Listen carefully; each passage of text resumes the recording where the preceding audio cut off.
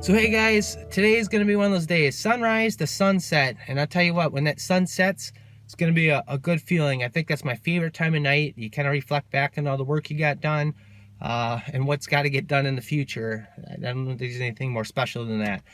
Anyways, as you can see, obviously I've been down at the neighbors quite a bit here, getting truckloads of chips.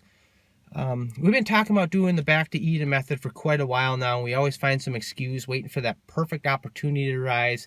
And finally, enough is enough. I was like, we need to make something happen. I've been spending a lot of time sending emails and making phone calls this last week trying to get wood chips from, tree service companies and all that. And it just hasn't worked out. There's just not work happening in our area.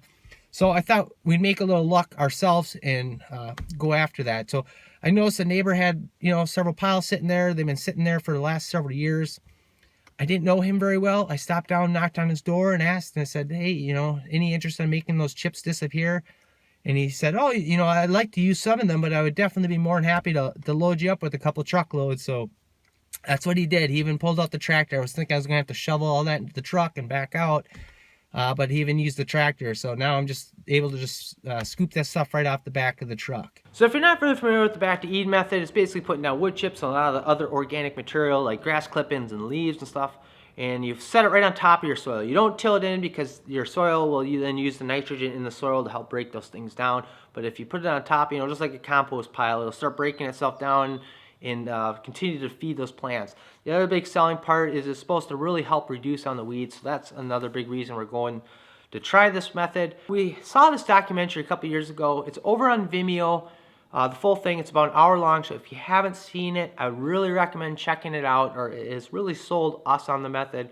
I'm just hoping it's not like a big sales gimmick, but in the end, I don't really think they have anything to gain out of trying to sell us on using this method. So with that, I've been, combing YouTube for a while here on this stuff. Obviously, it's been something that's on the back of our mind. I came across a channel through Dirt Patch Heaven's channel called The Little White House. Eric over there, he does a back to Eden method. He does updates on it.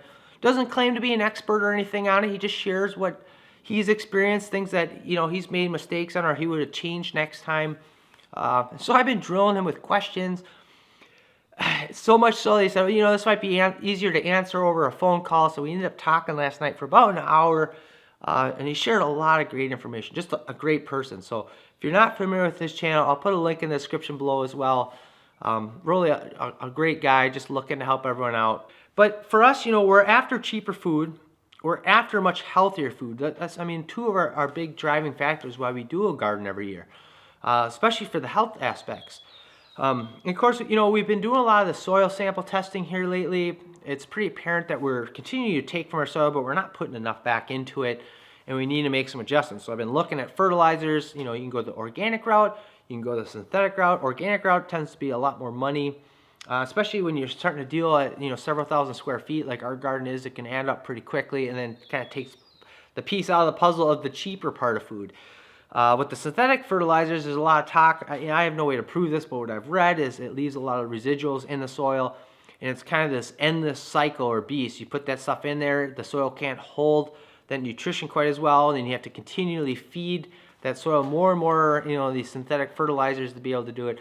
And the other thing too is when you're putting down a lot of these fertilizers that you go up to your co-op or whatever, it's only putting down those items. It's not putting in a lot of those minerals. Look at farming. They've talked about how much our food is depleted of nutrition over the several years. I have no way to test this. This is what I'm reading off other people. But over the last 50 years, they said it's gone down like considerably.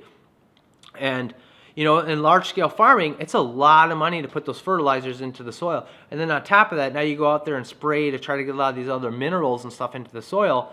It could be very, very expensive. The price of food goes, through the roof. So a lot of times it's just the bare essentials put down to get that plant grown. But supposedly there's a lot less nutrition in our food today because of that. What was in that soil has been robbed so many times out of there that it's just not really there. So that's another big driving factor for us to go after this route. Obviously this will be a little bit more of a long-term plan. It'll take a couple years to sort of get into their stride.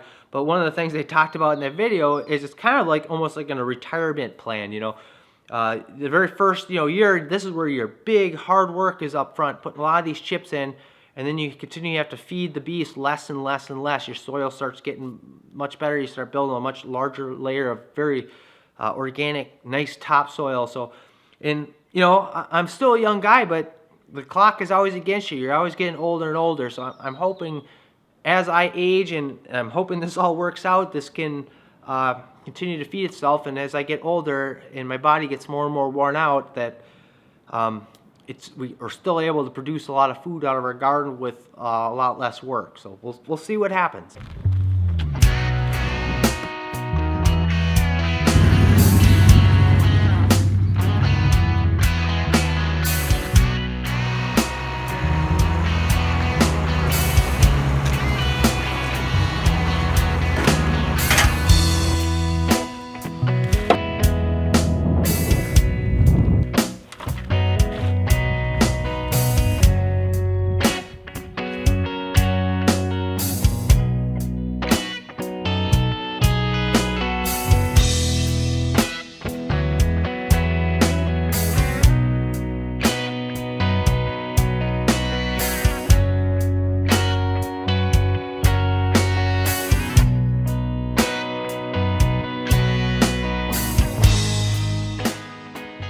So those chips definitely didn't go as far as I had hoped. We got about 1/3 of the garden covered with about an inch thick. So a lot more chips we got to round up, a lot more making calls and hoping we can hit that jackpot.